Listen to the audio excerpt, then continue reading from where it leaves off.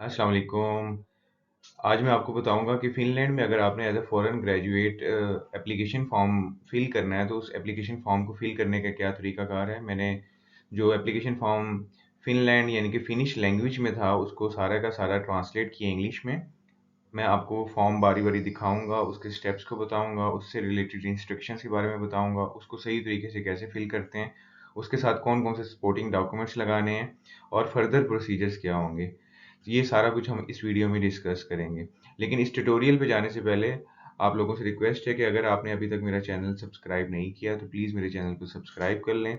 अपनी health care community के साथ ज़्यादा से ज़्यादा शेयर करें और कोई भी क्वेश्चन हो तो आप कमेंट बॉक्स में लिख सकते हैं। स्टार्ट करते हैं जी अपने ट्यूटोरियल को। फिलिंग करनी है हमने फार्मासिस्ट हेल्थ फॉर्म की या हेल्थ प्रोफेशनल के लिए जो एप्लीकेशन फॉर्म है फिनलैंड में। तो इस एप्लीकेशन फॉर्म को हम वेलवेरिया की वेबसाइट से हम डाउनलोड कर सकते हैं। वहाँ पे ये पीडीएफ वर्जन फिनिश लैंग्वेज में मौजूद है और स्वीडिश लैंग्वेज में भी मौजूद है। मैंने इस पूरे फॉर्म को इंग्लिश में ट्रांसलेट किया है और इसकी हर लाइन की ट्रांसलेशन मैंने यहाँ पे इंग्लिश में भी लिख दी है। आप लोगों की सहूलत के लिए मैंने इसकी डिटेल लिंक और इस ट्यूटोरियल में क्या-क्या बताया है, उसके जो लिंक्स हैं जितने भी, वो मैंने अपनी प्रीवियस वीडियो में जो मैंने डिटेल से बनाई थी कि हम एज़ अ फार्मासिस्ट कैसे काम कर सकते हैं फ़िनलैंड के अंदर और उसके लिए क्या-क्या रिक्वायरमेंट प्रोसीजर्स होते हैं, क्या-क्या डिटेल्स होती हैं, मैंने अपनी पिछली वीडियो में ये सारा कुछ बताया है। अगर आपने अभी तक वो वीडियो नहीं देखी तो आप प्लीज़ उस कंप्लीट प्रोसीजर को देख सकते हैं। ये एक बहुत शॉर्ट वीडियो है कि आपने एप्लीकेशन फॉर्म को कैसे फिल करना है। तो ये एप्लीकेशन फॉर्म का ये पहला पेज है, तो आप पहले नंबर पे देखें, तो जो ऊपर का टाइटल की 3 लाइनें हैं, ये सारे के सारे ऑफ़िस यूज़ के लिए हैं, यानी कि ये हमारे लिए नहीं है, ये उन लोगों के लिए हैं जिन्होंने इस फॉर्म को रिसीव करना है। फिर इसके अंदर पहला जो स्टेप है वो है application for health care system है ये हमारे पास। इसमें सबसे पहले आपने अपना टाइटल लिखना है कि आप किस टाइटल के लिए अपने आप को प्रोटेक्ट करना चाहते हैं as a registered health care professional, तो यहाँ पे हमारा टाइटल फार्मासिस्ट आएगा। फिर आपने एक चेक बॉक्स को क्लिक करना है जहाँ पे लिखा हुआ है with this form I am applying for the title protection for both health care and social care to the central register of professional, यानी कि हमने फिनलैंड में जो सोशल सिक्योरिटी नंबर आप जब जाते हैं वहाँ पे रजिस्टर होते हैं तो आपके सोशल सिक्योरिटी नंबर मिलता है, तो उस सोशल हेल्थ केयर से आपने अपने आप को रजिस्टर कराना है। इसके लिए आप एग्री हैं तो इस चेक बॉक्स को क्लिक कर दें या इस चेक बॉक्स को टिक कर दें। फिर आपका पहला नाम है यानी कि आपका जो सरनेम जिसे कहा जाता है यानी कि फैमिली नेम, उसको पहले लिखा जाएगा। फिर आपका जो ओरिजिनल नेम है जिससे आपको पुकारा जाता है वो फर्स्ट नेम में आएगा और वहाँ पे वो लिखेंगे। नेक्स्ट आपका अगर वहाँ पे आप पहले से मौजूद हैं या कभी वहाँ पे गए थे या कभी आपने फ़िनलैंड में कोई जॉब की थी और अगर आपका वहाँ पे कोई सोशल सिक्योरिटी नंबर बन चुका था पहले, तो आप उस नंबर को लिखते हैं। अगर वो नंबर नहीं है, तो यहाँ पे सिंपली अपनी डेट ऑफ बर्थ को एंटर कर दें। इसके बाद आपने फिर एक कंसेंट देना है कि वेलवेरिया जो है किसी भी मौके पर जो भी आपका आइडेंटिफिकेशन नंबर या डेट ऑफ बर्थ आपने यहाँ लिखी है, उसको वेरीफ़ाई करवा सकता है, तो इस बॉक्स को भी हम चेक बॉक्स कर देंगे, टिक कर देंगे। नेक्स्ट आपने अपनी सिटीज़नशिप के बारे में बताना है फॉर्म में। फिर आपने बताना है कि आपकी मादरी ज़ुबान क्या है या आपकी नेशनल लैंग्वेज भी आप यहाँ पे लिख सकते हैं। आपका लोकल एड्रेस क्या है, यानी कि अगर आप पाकिस्तान में रहते हैं, तो आप पाकिस्तान में किस जगह पे रहते हैं, उसका कंप्लीट एड्रेस लिखें। ज़िप कोड लिखें, डिस्ट्रिक्ट लिखें, रेज़िडेंस सिटी और कंट्री लिख दें। तो मेरा ख़्याल है यहाँ पे ये सारी चीज़ें जो मैंने ट्रांसलेट की हैं आपको ईज़िली समझ आ रही होंगी, क्योंकि हमारे भी पाकिस्तान में रहते हुए या इंडिया, बांग्लादेश में रहते हुए मोस्टली जो भी एप्लीकेशन फ़ॉर्म है उन सब में ये से डाटा दिया जाता है। फिर आपने अपना फ़ोन नंबर लिखना है, ईमेल एड्रेस लिखना है और उसके बाद आपने फिर कंसेंट देना है कि अगर उनको किसी भी मौके पर अगर कोई आपसे किसी भी किस्म का कोई लेटर चाहिए होगा, कोई डॉक्यूमेंट चाहिए होगा या कोई सप्लीमेंट्री सपोर्टिंग डॉक्यूमेंट चाहिए होगा, तो वो आपसे ले सकते हैं। तो इस पे भी हम टिक कर देंगे। फिर आपने उनको बताना है कि आपने कौन-सी डिग्री ली है, आपकी एजुकेशन क्या है, कितने साल की है, आपने कहाँ से की है, किस अकेडमी से की है या किसी यूनिवर्सिटी से की है, उसको लिखें। आपकी ग्रेजुएशन डेट क्या थी।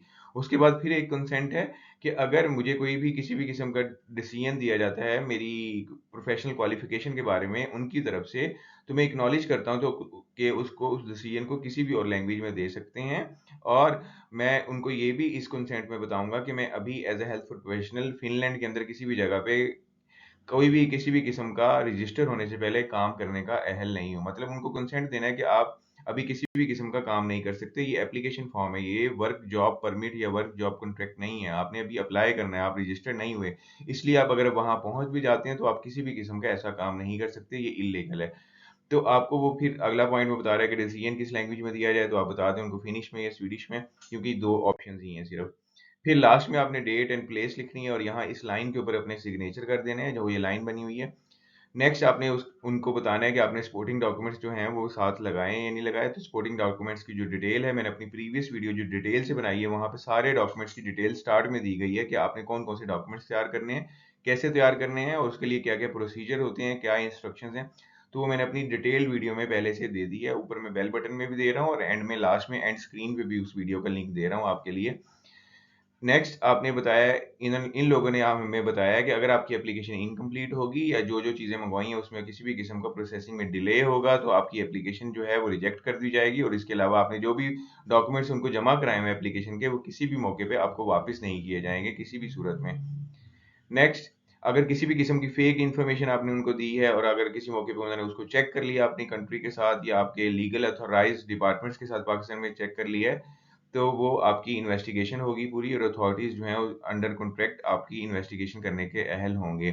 फिर जितने भी डॉक्यूमेंट्स आपके प्रोसेस होंगे या किसी भी मौके पर उनको लगता है कि आपके डॉक्यूमेंट्स वेरीफाई करवाने चाहते हैं, तो वेरीफाई करवाने के लिए जो उनका प्रोसेस है उसकी एक फ़ीस है। तो वो फ़ीस तकरीबन €200 है और उस €200 फ़ीस को वो नहीं पे करेंगे बल्कि आपको पे करना होगा, वो वाया ईमेल आपको बताते रहेंगे। नेक्स्ट लास्ट में ये है कि आपने जो अपने डॉक्यूमेंट्स हैं उसको अगर आपने बाय एड्रेस या बाय पोस्ट भेजना है तो ये इनका एड्रेस लिखा हुआ है। अल्टरनेटिवली उन्होंने लिखा है अगर आपने ये सारा कुछ ईमेल के ज़रिए भेजना है तो वो ईमेल एड्रेस भी यहाँ पे लिख दिया गया है, ये ब्लू कलर में लिखा हुआ है। और जैसे ही आप ये उनको ये सारी चीज़ें भेजेंगे एप्लीकेशन प्रोसीजर्स के साथ सारे डॉक्यूमेंट्स लगा के वेरीफाई करवा के, जैसे कि मैं अपनी डिटेल वीडियो में बता चुका हूँ फ़िनलैंड में फार्मेसिस कैसे बनते हैं उसके अंदर, तो वो सारे डॉक्यूमेंट्स जब आप साथ लगा के भेजेंगे, तो आपको एक्नॉलेजमेंट की ईमेल आ जाएगी कि आपको आपके डॉक्यूमेंट्स उनको रिसीव हो चुके हैं और फर्दर इसमें कितना टाइम लगेगा वो अभी बताते हैं। अब यहाँ पे कुछ डिटेल्स लिखी हुई हैं। यहाँ पे लिखा हुआ है degree approval, title protection, education अगर आपकी बाहर से है, यूरोप के बाहर से है, तो इसकी लीगलाइज़ेशन के लिए जो-जो फ़ीस है किसी भी मौके पे, ये सारे हेल्थ प्रोफ़ेशनल के लिए एक जैसी है, ख़ास तौर पे डॉक्टर्स के लिए, डेंटिस्ट के लिए, फार्मासिस्ट के लिए। तो ये सारी फ़ीस यूरोज़ के अंदर लिखी हुई है। तो उस पहले स्टेप से लेके आखिरी स्टेप तक आपके हर स्टेप पे कितनी फ़ीस लगेगी, वो सारी यहाँ पे डिटेल से लिखी गई है। इसके अलावा ये नीचे लिंक भी दिया हुआ है, आप इस लिंक पे जाके इस फ़ीस को पढ़ भी सकते हैं, अगर आपने देखना हो कि अपडेट तो नहीं होगी फ़ीस, ये चेंज तो नहीं होगी। आगे जाने से पहले अगर आपने अभी तक मेरा चैनल सब्सक्राइब नहीं किया तो प्लीज़ लाइक करें, शेयर करें, कमेंट करें और ज़्यादा से ज़्यादा इस वीडियो को यहाँ पे मैं आपको बताऊँगा कि एप्लीकेशन फॉर्म या एप्लीकेशन प्रोसेसिंग में कितना टाइम लगता है। तो एप्लीकेशन प्रोसेसिंग में कम से कम 4 महीने लगते हैं। 4 महीने तक आपको वेट करना पड़ेगा। आपको जो भी डिसीजन आएगा उसको 4 महीने बाद आपको बता दिया जाएगा। एवरी 4 महीने इसका प्रोसेसिंग टाइम है। इसके साथ ही मैं अपनी वीडियो को खत्म करता हूँ। Thank you for watching. Stay blessed.